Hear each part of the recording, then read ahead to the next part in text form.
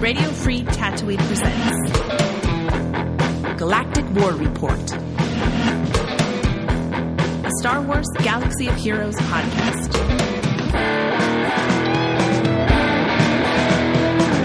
Oh, shoota, fellow Hollow Table hustlers, you're tuned in to Radio Free Tatooine's Galactic War Report, a Star Wars Galaxy of Heroes podcast that's better than some and worse than others. I'm John, aka the Uncanny Mr. H. Not sitting across a hollow table from me is Sean, who is somewhere up north with virtually no internet. As such, I am here rolling solo today, and I gotta tell you, it's a lot this week. Since we released our episode last week, we've gotten news of two new Galactic Legends. That would be Jedi Master Luke Skywalker and Sith Eternal Emperor. So it's roughly 9-10 months since they last announced Galactic Legends. So this is huge news. We also, however, more importantly, got a new Imperial Trooper leader, and that is Admiral Piet. I think today, since the Galactic Legends is such a huge topic, I am going to wait for Sean to really tackle those. And we don't have a whole lot of information aside from the fact that they're coming. We have some requirements. I'll get into those in a few minutes. First, however, we do want to look at incoming upgame events, courtesy of swgohevents.com, for a list of past, present, and future events in Star Wars Galaxy of Heroes. There's no better resource on the web than swgohevents.com. Starting today, as of this release, we got the Imperial Fleet Omega Battle. And Saturday, you got Places of Power. And then Takodana First Order on Saturday also. What's that one? I don't remember what that one is. Oh, well, we get to use Empire to fight First Order. I'm fine with that. Then we got New Territory Battle. We got the Bug Party starting up. On Sunday, you got Home One and Smuggler's Run. Then a new week of Grand Arena starts on Monday. Defense of Dathomir. The Endor Omega Battle. I know you're all just dying to get your hands on that. Secrets of Shadows starts on the 1st, which is Tuesday. Admiral's Maneuver is on the 2nd as well. Ghost of Dathomir and Camino Galactic Republic is on the 3rd. That is where you are fighting the Galactic Republic as separatists. Pretty cool. I think I might have missed the General's Command this week. Oh, man. Too many things in that event screen sometimes, and I miss the important ones because I don't bother going in there. Which is, that's on me. Because I should. Pretty much no matter what. As I alluded to a few minutes ago, we did get information about new Galactic Legends. Jedi Master Luke, Sith Eternal Emperor. So we got Old Man Luke and even older man Sheev.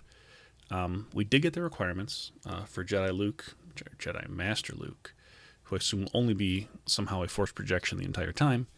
You got Miss Mothma at Relic 5, the new 3PO Chewie at Relic 5, Old Ben at 5, which I think is weird, honestly, because you'd think it'd be Yoda, right? Because he's the one who appears to him in The Last Jedi. Regardless, Jedi Training Rey at Relic 7 makes sense. 3PO Relic 5. So you need 3PO twice, which is bold. For super old Sheev, you got Piet, the new character at Relic 5, which is kind of a kick in the teeth considering he released, today.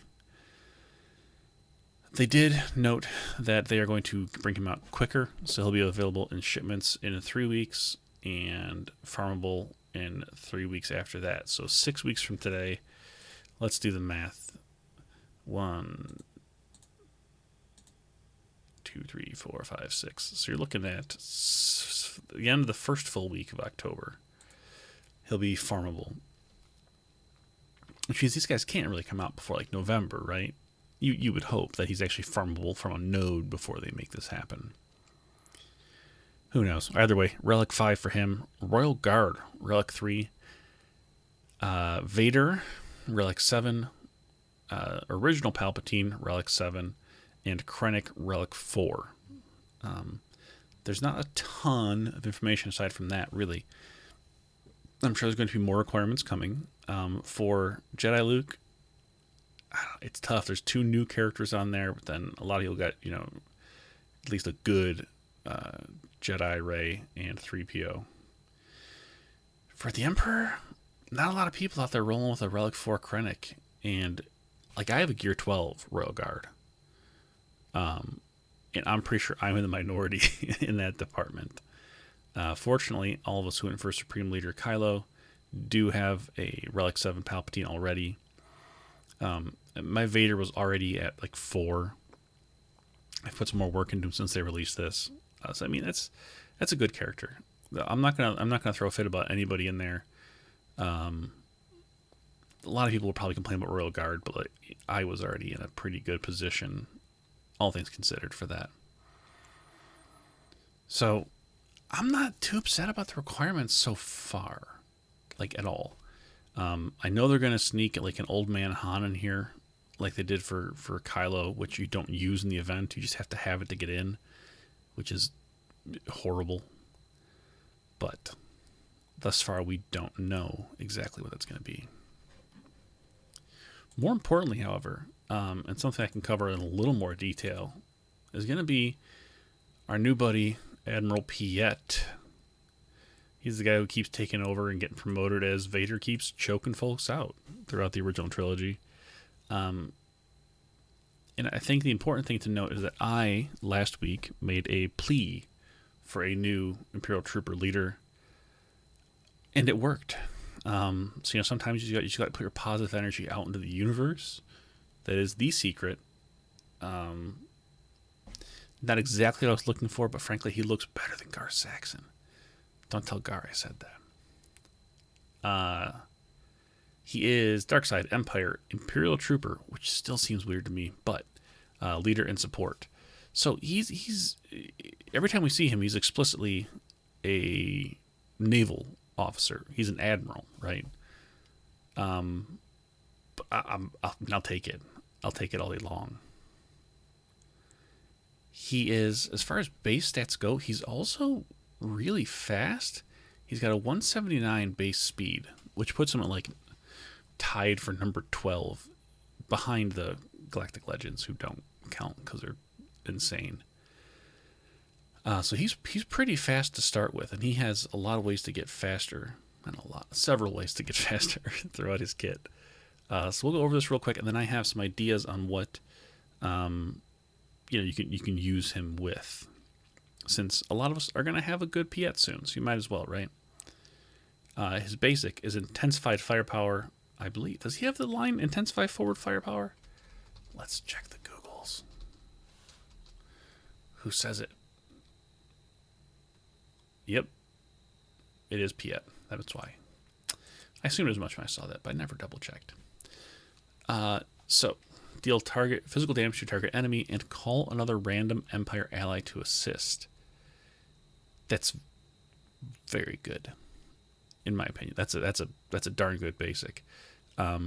It's decent damage, 8,600 to 9,500. It's fine. Also, allies with inevitable failure are called to assist. That is I don't want to say buff. Debuff? It's a status effect that comes up in the next ability. So you could be calling a number of people to assist just with the basic. And there's no damage penalty on that. They're just called to assist. His first special is called Imperial Ambition. It's a 4-turn cooldown. All allies gain offense up for 2 turns. Piet gains stealth for 2 turns. He also gets to inflict marked for 2 turns. So that means he can force somebody else to taunt effectively. He also gives them 3 stacks of inevitable failure. It has to be an Empire ally. The thing is, it sticks around until the end of the battle, the inevitable failure that is, or if they're defeated, but it also removes every stack of inevitable failure from everybody else. Which, when your basic is calling everybody to assist, you kind of want to have that spread around. but there's some weird interactions with it coming up. But Imperial Ambition can't be copied, dispelled, resisted. And I guess that includes marked also. So that's interesting. What Inevitable Failure does is they gain 1 stack when using an ability or receiving damage from an enemy. And then when they are defeated, Piet gets a bonus based on the person who's defeated until the end of the battle. So if you have 1 stack on somebody when they die, Piet gets 5% max health. If they have 10 stacks, he gets 20% max health and max protection. If they have 15, he's got 50% max health, 50% protection, and 50% offense.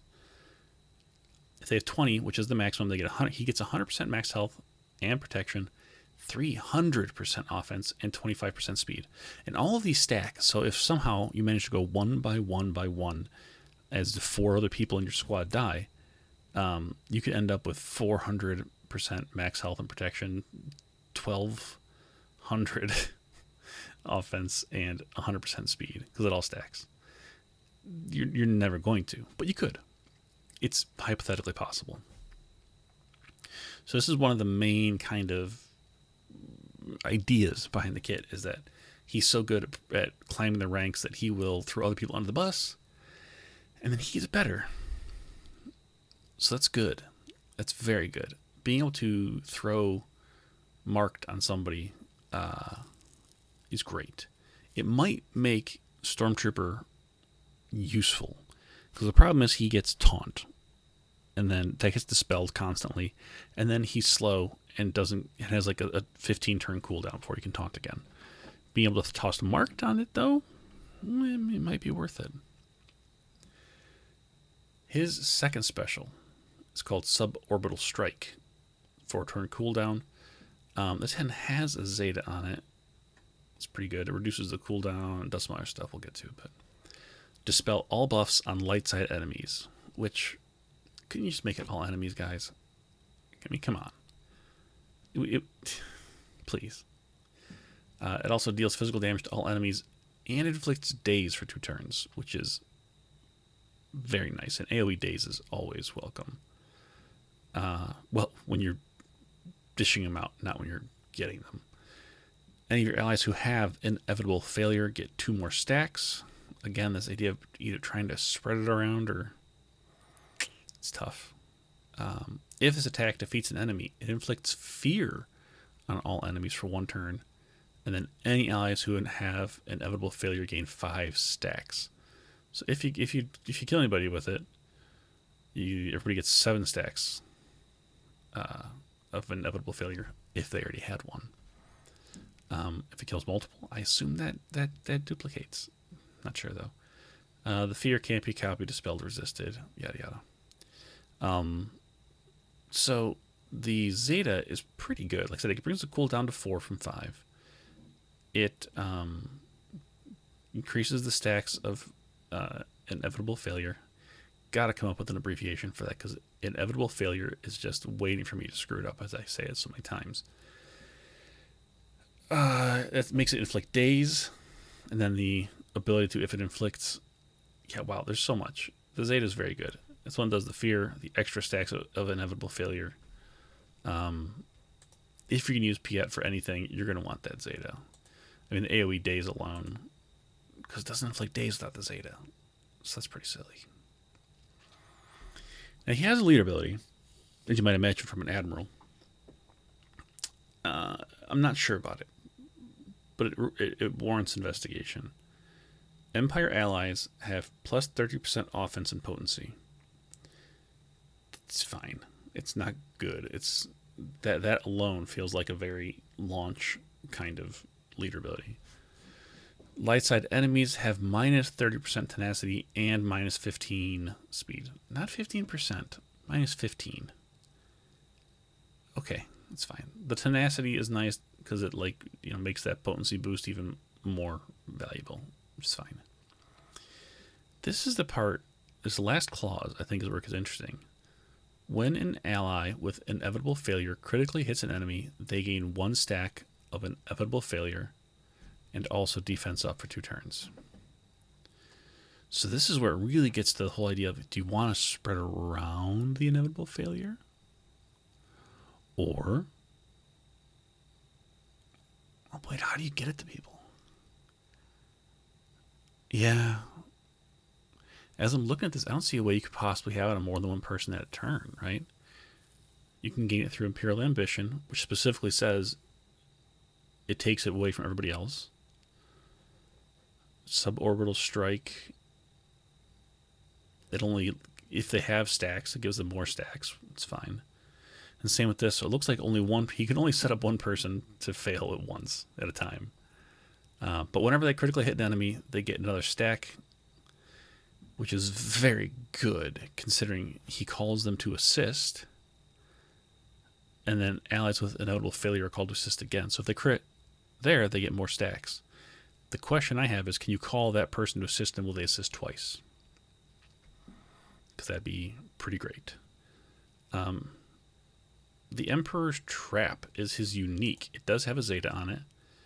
And again, if you're going to use him, you're going to want it. But it gives Piet 60% counter chance. And that is literally all it does without the Zeta. So the rest of this is the Zeta. That gives him... So then he gets 5% turn meter whenever another Empire ally takes damage. Good. That's good. That's good flat. Not worth a Zeta, but good. But this is where it gets really cool. When an Empire ally begins a turn or attacks out of turn, all Empire allies gain a stack of the Emperor's Trap until the start of the next enemy's turn, non-Empire ally's turn, or the end of the battle. Can't be copied, dispelled, yada yada. So as long as you have an all-Empire team, it's going to last until the next enemy's turn. What the Emperor's Trap does is it gives plus 6% offense and potency per stack, which is cool. So you can really stack them up in between turns. If Darth Vader's an ally, Vader and Piet have plus 20% accuracy, potency, and tenacity. Good. They get along. One of the few people Vader doesn't murder. So that's the kit. Now, what was the suggested? They had a suggested squad. Where was it? Palpatine, Vader, Thrawn, and Shore Trooper. It's good. I mean, that's fine. I just don't see Piet being your frontliner, and those are some frontliner folks. You know, well, Shore Trooper aside. So when I look at this, and of course think of my beloved Imperial Troopers, there's one person that comes to mind, and that, my friends, is Range Trooper. Because Range Trooper, as you may remember, I don't know the last time you folks looked at Range Trooper, I will review the relevant ability for you. Where is it? While Range Trooper is active, Imperial Trooper allies have a plus 50% chance to call another buffed Imperial Trooper ally to assist when they use an ability during their turn. So they're constantly pulling other people to assist. And with the Emperor's Trap ability from Piet, each time they do, all Empire allies will gain a stack of the Emperor's Trap. Not only that, if you pull Piet on a random chance, he will then call somebody else to assist, and whoever has an inevitable failure to assist. Now, I know I already dogged on my boy Gar Saxon. However, he attacks whenever somebody attacks out of turn. So if you put everything else aside, if you put Piet, Range Trooper, and Gar Saxon on a team, they're just going to be firing like crazy. The problem is, let me put it this way.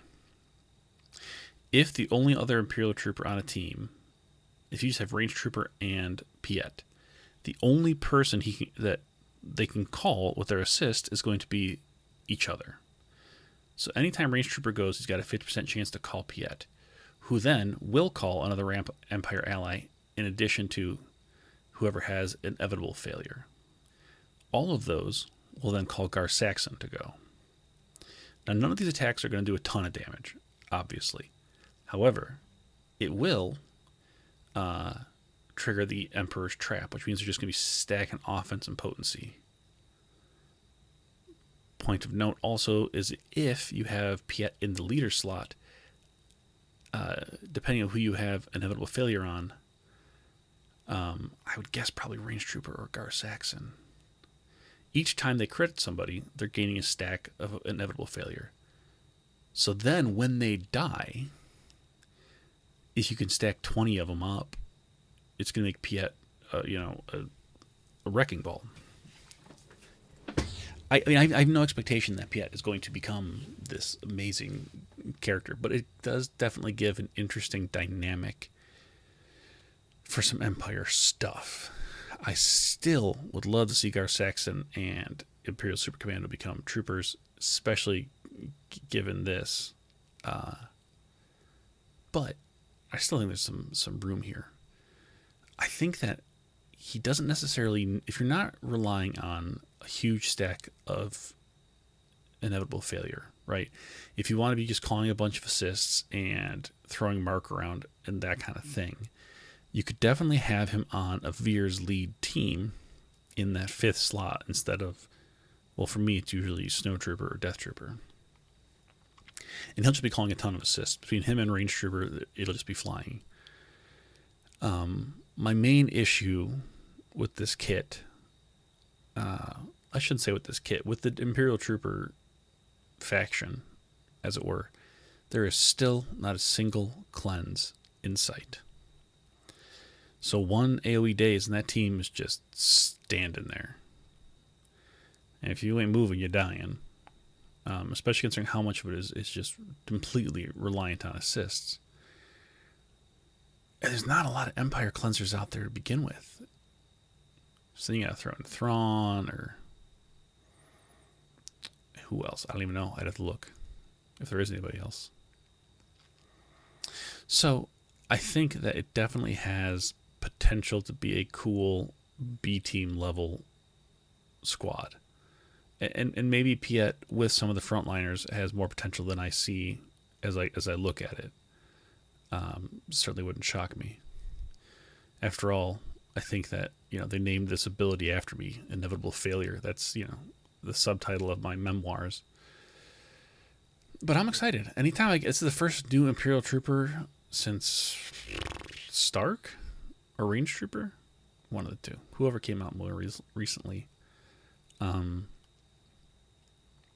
So yeah, I would have been grinding this guy anyway, so I'm not upset at all about needing him for Sith Eternal Emperor.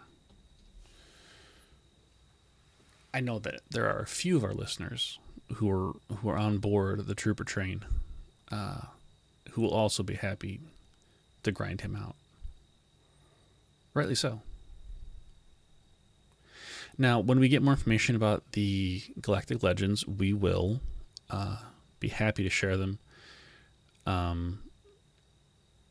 Hopefully, we're going to get more information about the updated and kind of the results of the Galactic Challenges pretty soon with their test events, I guess, better way to put it. So hopefully we're going to hear more on that soon. We're working hard to get any kind of information we can get on this stuff, especially with the Galactic Legends coming out, because frankly, it takes so long to work on these guys. You need to have a head start. But to the important question of the day, and I know this has been haunting all of you since last week, and I know you want to know who I'm grinding. Things have changed a little bit. I know last week, after my impassioned plea to give the Imperial Trooper tag to both Gar Saxon and Imperial Super Commando, I have aborted the gear grind on them for now, because once they announced Sith Eternal Emperor, I have to go for that. Which I don't have a ton of work to do, considering. So I'm still working on Cara Dune. I'm still going to finish her to Gear 13. I'm one piece away. And it takes forever because I need two of the same one. So it's been like I've been in that same piece for a while. And then I'm done with her. I might throw some easy relics at her and see where it lands until I decide what else to do with her. But I got Krennic at like 12.4. I got Royal Guard at 12.3. And that's my next focus. I mean, those are two people I've been kind of kicking around, bringing up anyway. You know, it's been a back burner idea. So, yeah, they get moved to the front burner. We're gonna make a nice Krennic risotto. You know, hopefully it's tasty. Especially considering I have a Gear 13 Zetaed Death Trooper. I know they don't have as much synergy as they want you to believe, but it's something. You know, it's there. It exists. I have not put Zetas on Piet yet. I am considering it, but I've only got like 100 mats, so I'm probably going to sit on it until I can grind him, which is regrettable. Because I don't think there's anybody else I've even been eyeballing. I'm kicking around giving Krennic his just because it's there and it taunts me. Now that I'm looking at his character sheet, often as I'm going there to grind things out. I'm also working on the Emperor Shuttle and the Imperial Bomber. Not real dedicated because I actually need my regular energy now because I have to grind a lot of stun guns, stun cuffs. It's like 2017 up in here. Going nuts. But I am slow grinding those because I have sneaking suspicion they're going to be required as well. And if not, you know, they're decent ships. And of course, a better Empire fleet would be cool. As far as relics goes, I've got Relic 6 on Vader now. He was at 4 as of this morning, I think. And I decided to just do it. You know, I'll have, by the time I get the other people to Gear 13, I'll have enough time to replenish my materials. And then I'll have 2 characters done already out of the first 5. Because like I said, my Palpatine's already Relic 7. So I'm feeling pretty good about that. I am very nervous about the next set of requirements that they're going to come out with, though. Because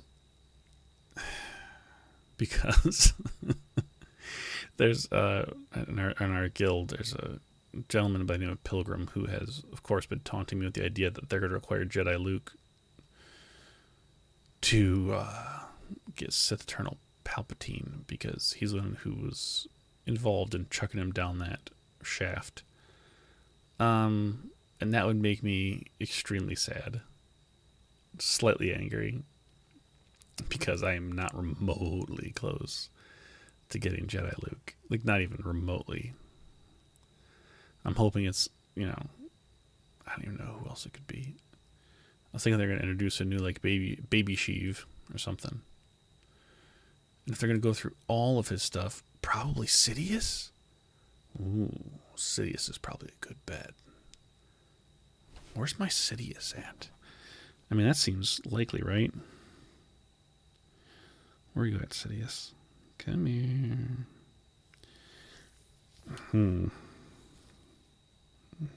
Gear 9, huh? I suspect I'm going to have to work on that guy as well. That seems like a safe bet. Well, added to my favorites. Put him on my gear grind. Darth Sidious. Gear 9. That's painful. Haven't used that fool in a while. So, yeah. I think that's all I got for you this week. It may not be the best advice, but at least we didn't recommend releasing another Galactic Legend already. Galactic War Report is brought to you by Radio Free Tatooine and our Patreon supporters. Learn how to become one and get access to our Discord server at patreon.com/radiofreetatooine. As always, big thanks go out to our Sandcrawler level supporters, CT1980, Devin Doctorman, JT Klusinik Jr., and SWGH.GG. Don't forget, if you like what you hear, please consider showing your support with a rating and or review for your podcast medium of choice. or just emailing. I like getting letters. I suspect most of you are tuned out by this point in the episode. But thanks for tuning in. May the Force and RNG